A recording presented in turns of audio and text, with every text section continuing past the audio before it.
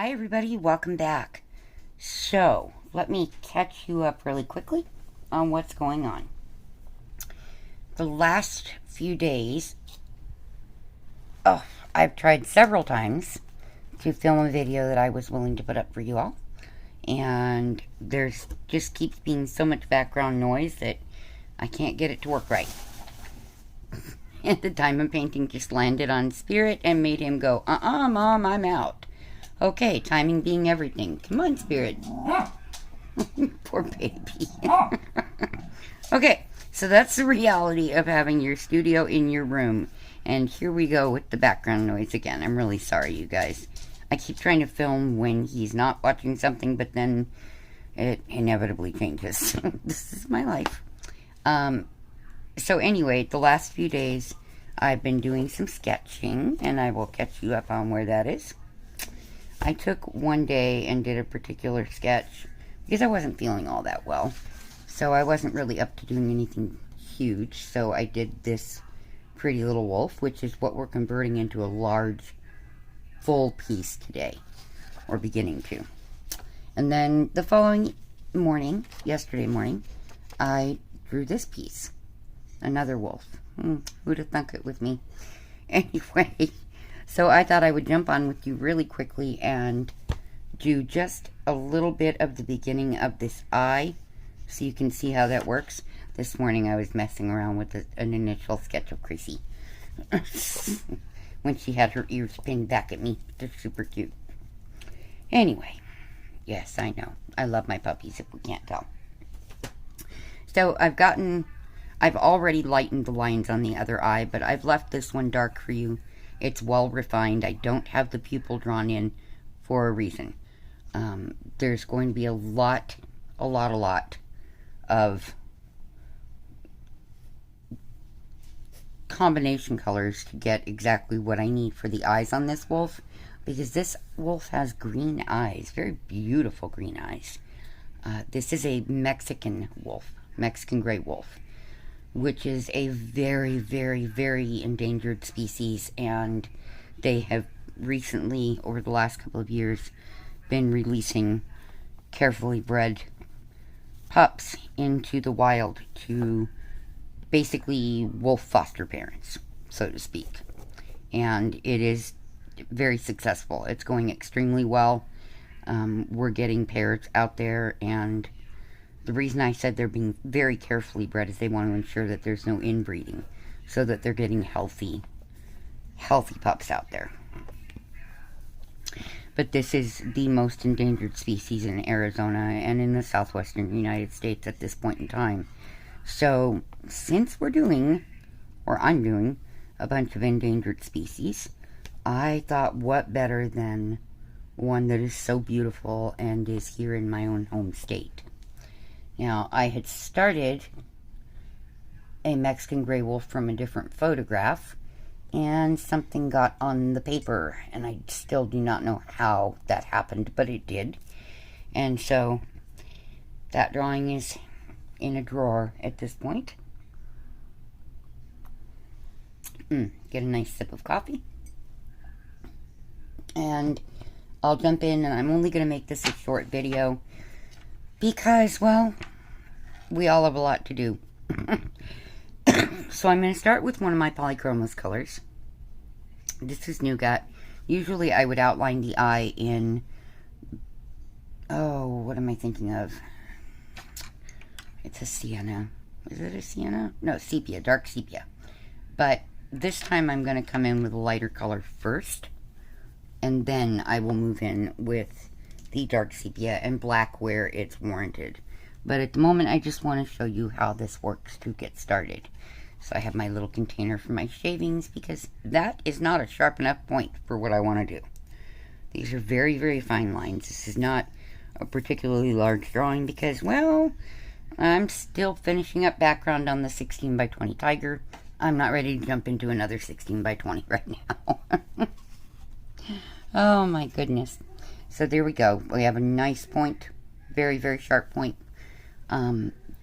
The reason for wanting it to be so sharp is because this is a very fine line around this area.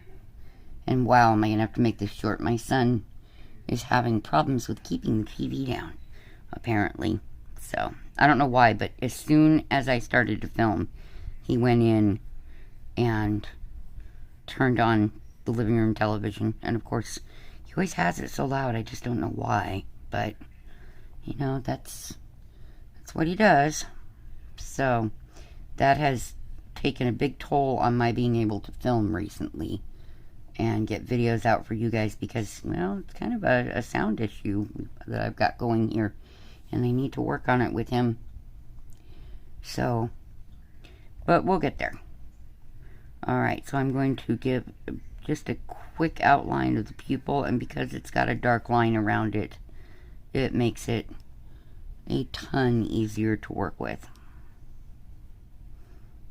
I'm just trying to be careful, but as usual, my hands are shaking. Nothing new, right? Okay. So, we're going to pull this darkening right there. And I'm going to, of course, bring this in the way it belongs. So I hope that all of you are having a wonderful, wonderful week.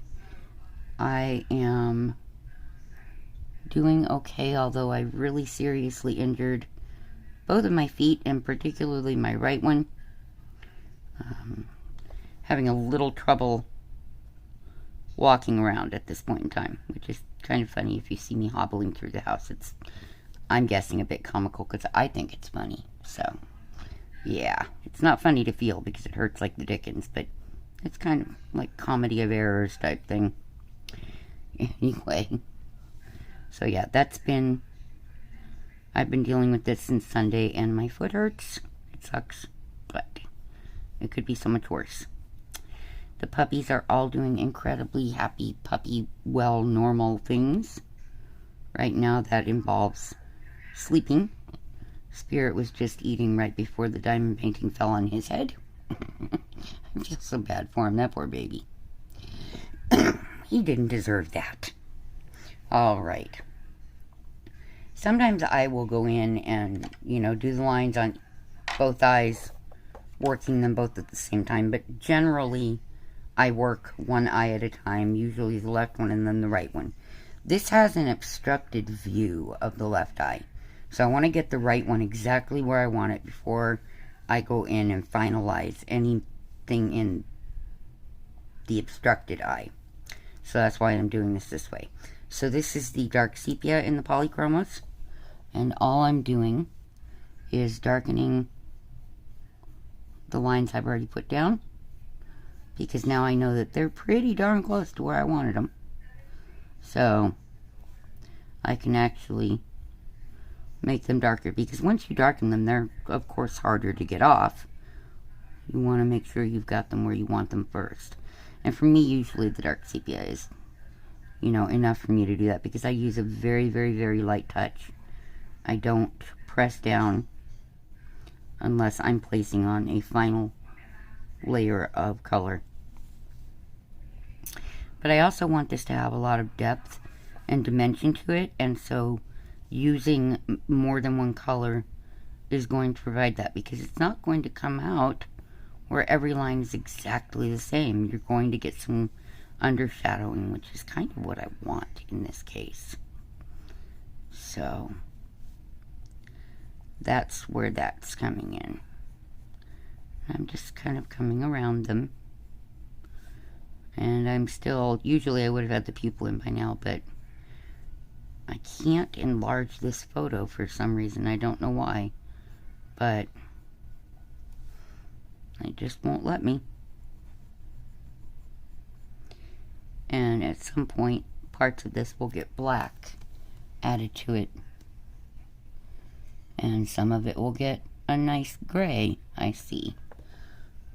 Which we can go ahead and pick up because it's a cold gray. At least it appears to be. Let me see. Yeah, it looks like a cold gray. So I will move us down a drawer. And I'll bring a shade lighter than I think it's going to need with this cold gray, I believe 3. Yeah, 3. And it's just part of this to give it you know, hey, this is a concave area is what it's basically showing. And then this is almost a purplish. It is sort of a purplish color. But I happen to know what color that is in my arsenal here. I could go in with a very, very, very light Payne's gray, but I don't think that's what I want. No, I want this lovely violet gray by Caran d'Ache. I don't own many of the Caran d'Ache pencils because they are, you know, pretty close to $8 per pencil. And so I only have a few that are colors that are unavailable anywhere else. So that's the only time that I buy those. And this actually uses this over the top of this pretty darkly. And when I move into the light fast pencils, I know exactly what color that's going to be there and do. It's kind of interesting. After you do this for a while, you learn what goes where. That green is making me kind of take a step back and go, wow, what am I going to do to get that exact color? Now I'm going to kind of initially, gently, lightly place my pupil. And no, it is not going to look round, although a wolf's pupil is round. The reason it's not going to appear round in this is the angle that the image is taken from. So I just want to make sure that I have this done as well as I can possibly do it. This is a warm gray 3. Yeah. Alright.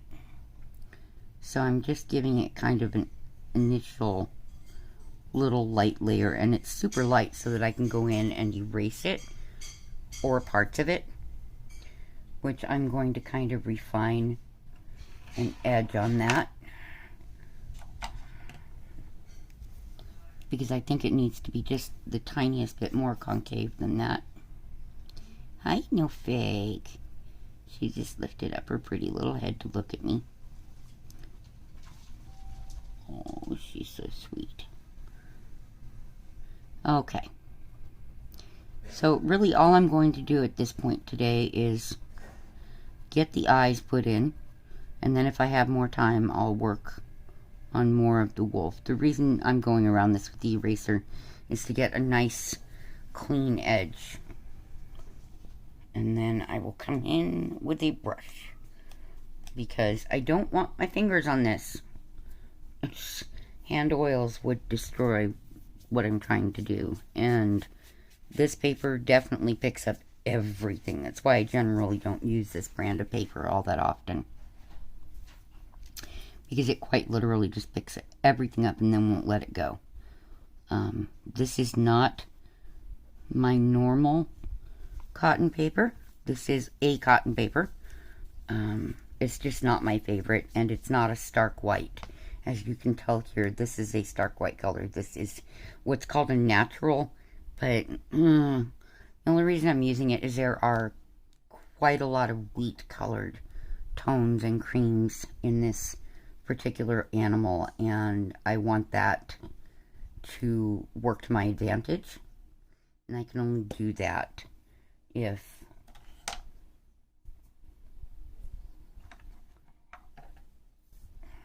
by using the paper, it's going to allow me to get a better result, I think. Now I'm just kind of blending these two with a little bit of the white, just to soften them down a bit. Normally I would go in with a wax white, but like I said, these are initial layers. This paper is not my favorite. I can't just put on a color and know it's going to look exactly the way I expect it to look.